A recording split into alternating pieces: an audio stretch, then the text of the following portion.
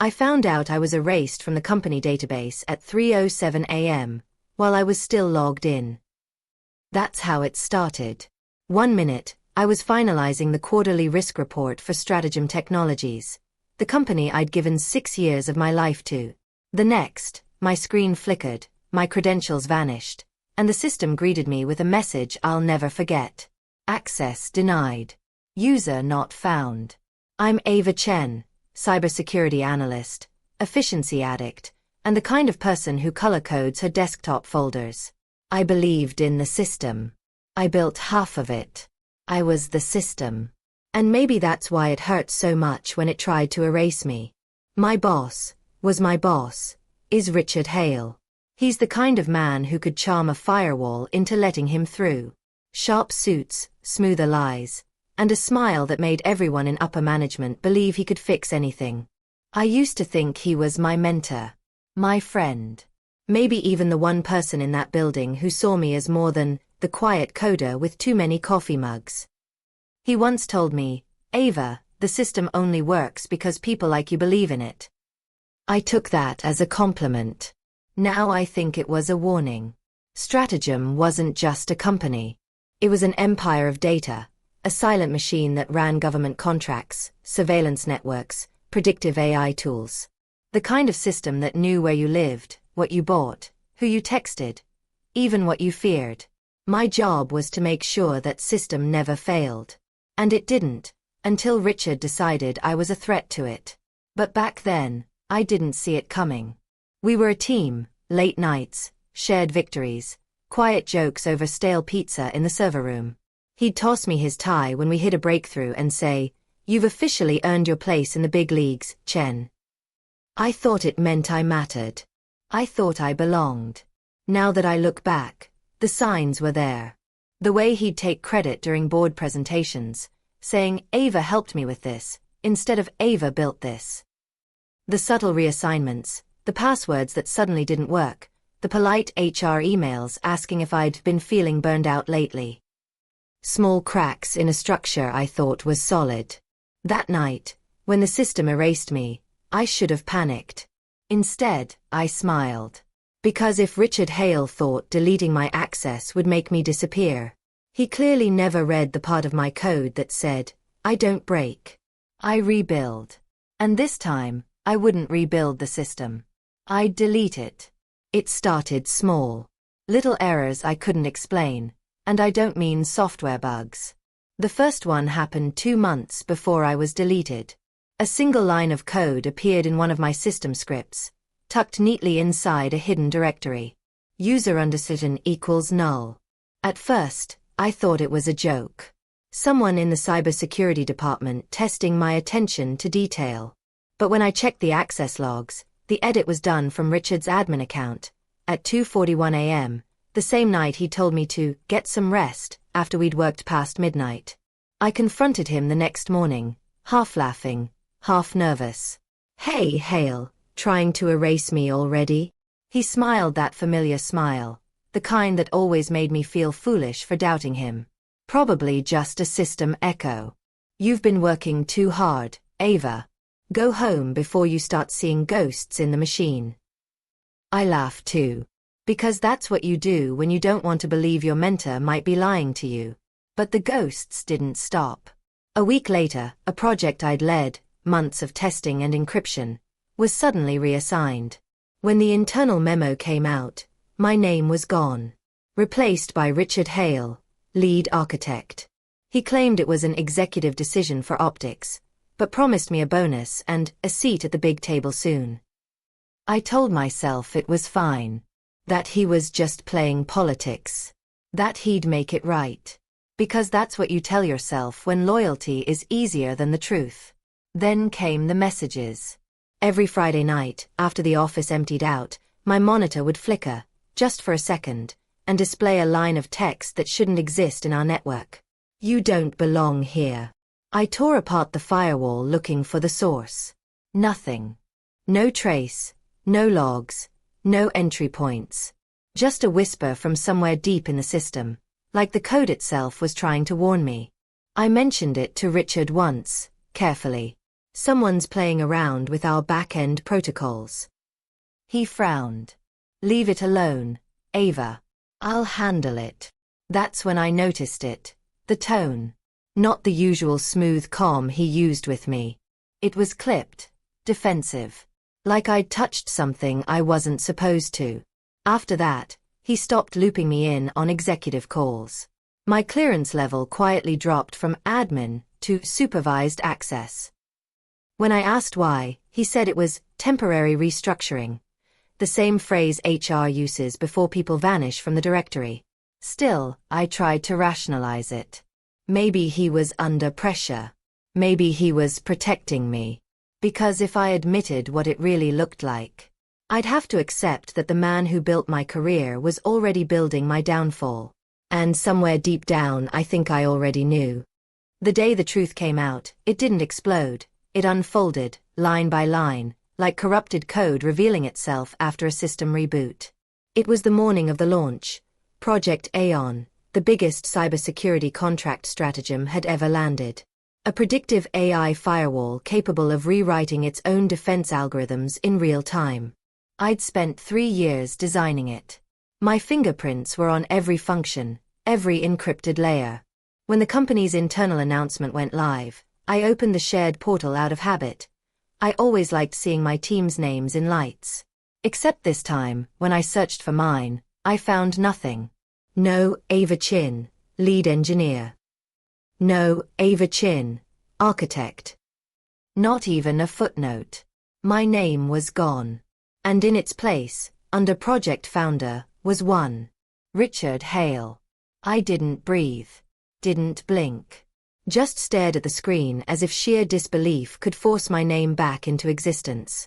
The rest of the team celebrated in the conference room, champagne glasses clinking, fake laughter echoing through the glass walls.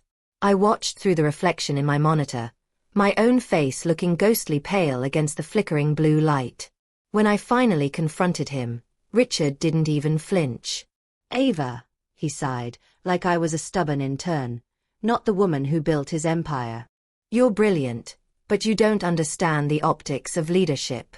Clients trust a face like mine, not someone who hides behind a terminal. I wanted to scream, to remind him who trained the algorithms, who patched the zero-day exploits, who built the system that made him rich. But all that came out was a cracked whisper. You stole my work.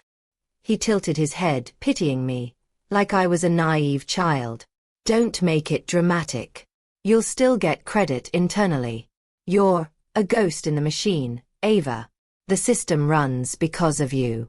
Isn't that enough? Ghost. That word burned through me.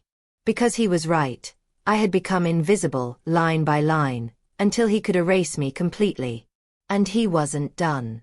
That night, when I tried to access the backup server, my own private archive of the code, my credentials failed. Every recovery key, every encrypted bypass I'd built in secret, gone. Someone had scrubbed my access from every database.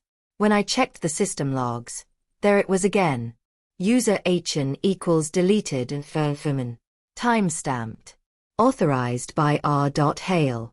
My hands shook so badly I almost dropped my laptop.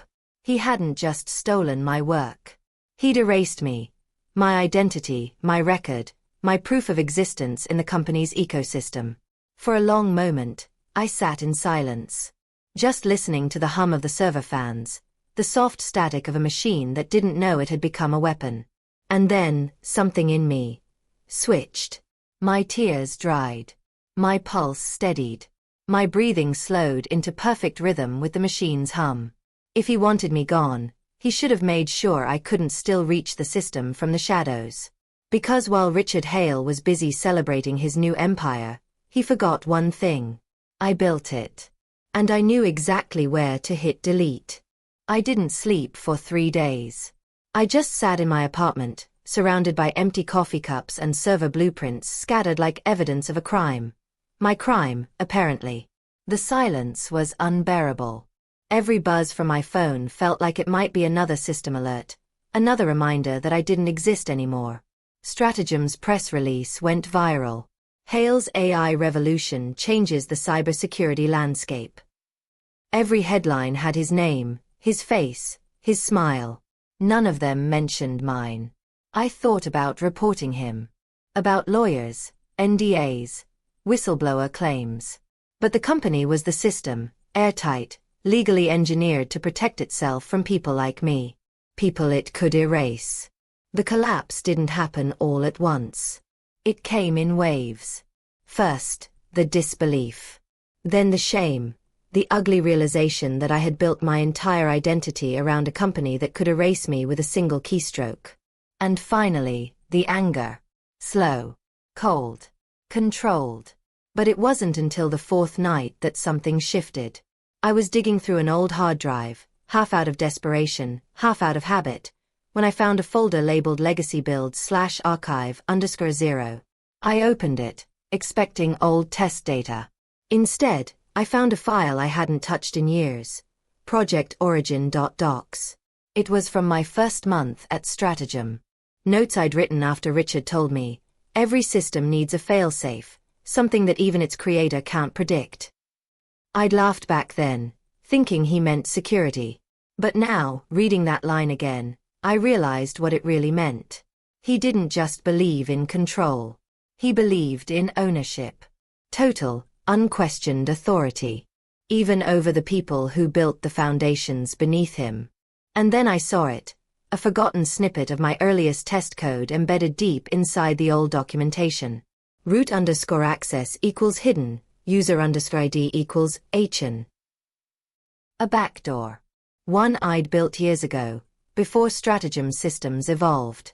It wasn't supposed to exist anymore, but if even a fragment of it survived inside Aeon's codebase, I could use it to access the network again. For the first time in days, I smiled.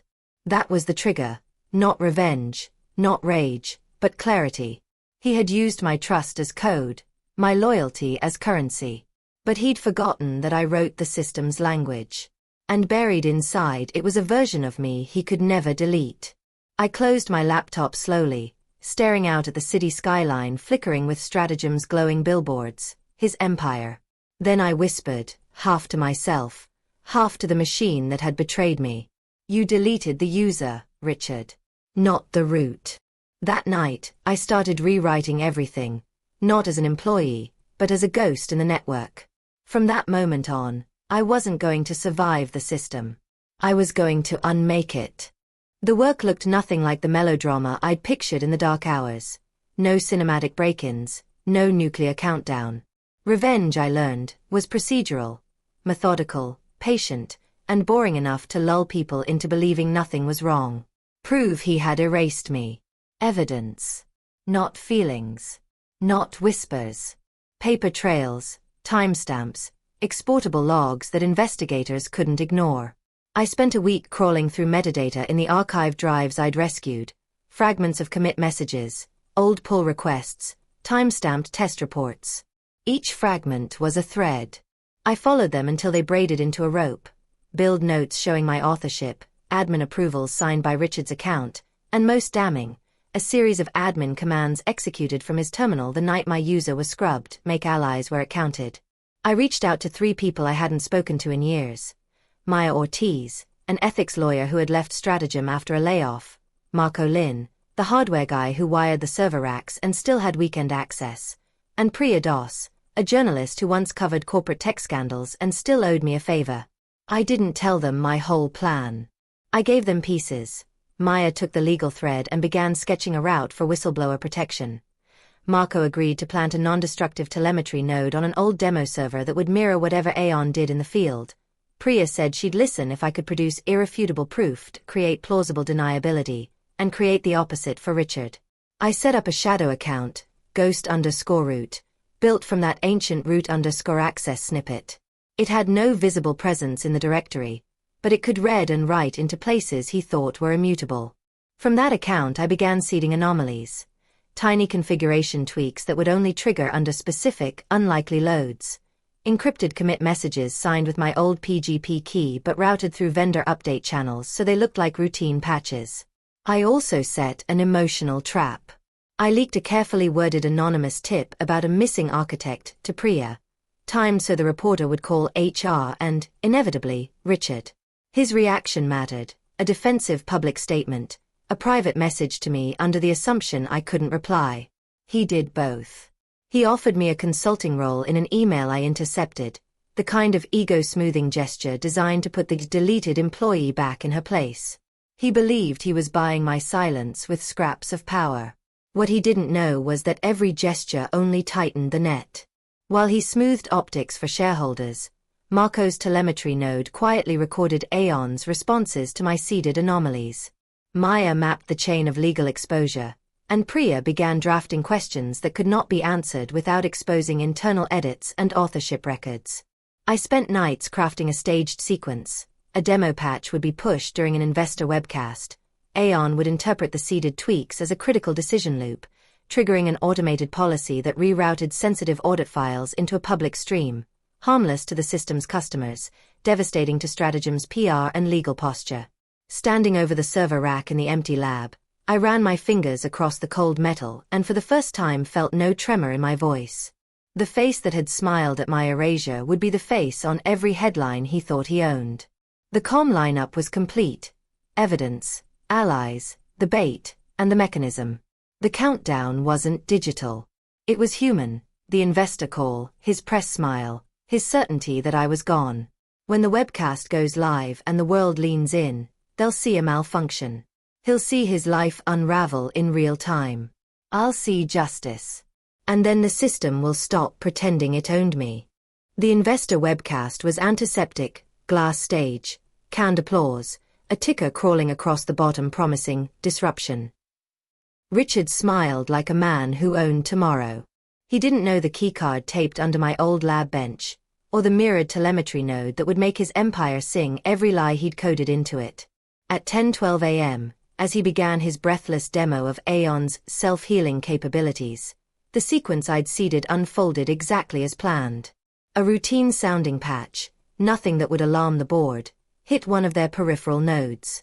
Aeon interpreted the tweak as a high-priority decision loop and, obeying the logic I'd nudged into its stack, pulled a set of audit files for verification. The node's mirror, wired by Marco, copied everything it touched into an open stream. Priya's phone lit up 10 seconds later with the first transcript. Commit logs, timestamps, admin approvals, and one name repeated like a scarlet letter: Ava Chen. On live feed, the demo's firewall stuttered. The investors murmured. Richard's smile tightened. He tried to steady the narrative, to salvage the optics, but the stream had already pushed the documents into public view. Priya published within minutes, not op-eds or rumors, but raw evidence. His admin commands, his approvals, the deletion entries. Maya had filed an emergency notice with regulators and law enforcement. Marco handed over the telemetry package to investigators. The board's color drained as shareholders' calls turned from congratulatory to furious. What followed felt inevitable because I'd made it so. A cascade of resignations, a stock plunge, a press conference where Richard stood under bright lights and tried to explain away lines of code that bore his signature. The reporters were merciless. The clips looped on every channel. His answers were technical, evasive, then small, then meaningless. The cameras found his family seats in the front row, empty. The calls from his major clients stopped. A man who had built his reputation on control watched as contracts evaporated, one by one, like smoke. He tried to fight it in private. Threats, legal maneuvers, bland damage control emails I intercepted through the ghost account, but the tide had turned. The company's counsel froze when Maya presented the chain of custody. Regulators opened inquiries when Priya's piece showed systematic obfuscation. Colleagues who had once laughed with him in the server room now passed him in the hall with their eyes down. The throne room of his empire grew hollow. I watched it all from a corner of the lab, under the same humming lights that had once felt like a second heartbeat. The dashboard I'd watched for years flickered, green, amber, gray, and then, for the company's golden child, black. Not a cinematic explosion. Not a movie montage. A slow unthreading. A man stripped of his titles, his meetings, his applause. When the final statement came, his resignation, filed not as a choice but as a necessity. There was no dramatic courtroom gavel, no vindictive speech. Just the quiet of consequence. On the newsfeed, his face lingered for a moment. Surprised, then small. He dialed numbers that went unanswered. His office door closed. The building kept humming. I stood in the server room and listened to the sound. Fans spinning, lights dimming. A system that no longer had a single authoritative voice. For the first time since they'd typed me out of their roster, I felt something like peace. He had tried to delete me from the system. I had deleted the system that let him pretend he could ever erase a person. Silence folded around the racks. The world had watched him fall, and in that hush, revenge tasted like something colder and cleaner than victory, like justice. Revenge doesn't end with the final click. It ends in the silence that follows, when the system stops humming and you're left alone with what's left of yourself. Stratagem fell faster than I expected. Once the truth was out, regulators moved in, contracts dissolved, and investors scattered like startled birds. Within weeks, the company's logo was gone from the building. The once glowing blue emblem that used to light up half the skyline? Replaced with a "for lease" sign. As for Richard Hale, his empire turned to ash. The board stripped him of every title, and his accounts were frozen pending investigation. But worse than the legal fallout was the isolation. No more cameras. No applause. Just silence. They say when the system deleted me, he didn't even look up from his desk. Now the same silence I once sat in, the one that used to suffocate me, has become his. I didn't gloat. I didn't need to. Watching him face a machine he no longer controlled was enough. The poetic symmetry wasn't lost on me. The man who worshipped systems, destroyed by one he thought was loyal. For a while, I stayed off the grid. Deleted my socials. Ghosted every digital trace except a small encrypted network under a pseudonym. I needed to remember who I was outside of code and algorithms. Turns out, it's hard to rebuild a self when you've spent years being part of someone else's system. But I started small. Freelance security consulting. Volunteer work helping small non-profits secure their data. I don't build cages anymore. I build exits. Systems that protect people, not control them. Sometimes, when I walk past Stratagem's old headquarters, I can still see the faint imprint of their old logo against the glass. The city keeps moving, oblivious, but I always stop for a second. I don't feel anger anymore. Just clarity. Richard Hale once told me, the system only works because people like you believe in it. He was right. But what he never understood is that belief isn't control. It's trust.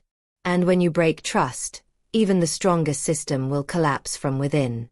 So now when I log off each night, I leave one reminder buried deep in my terminal. A single line of code I never delete. Hashtag you can't erase what remembers you. Because I remember everything. Every file, every face, every betrayal. And sometimes remembering is the best revenge of all. Leans closer, voice softens. Have you ever been betrayed by someone you trusted? Someone who tried to erase your worth, your name, or your place in the world? Tell me your story in the comments. I read every single one. And if you felt this one, hit subscribe. The next story starts with another line of code.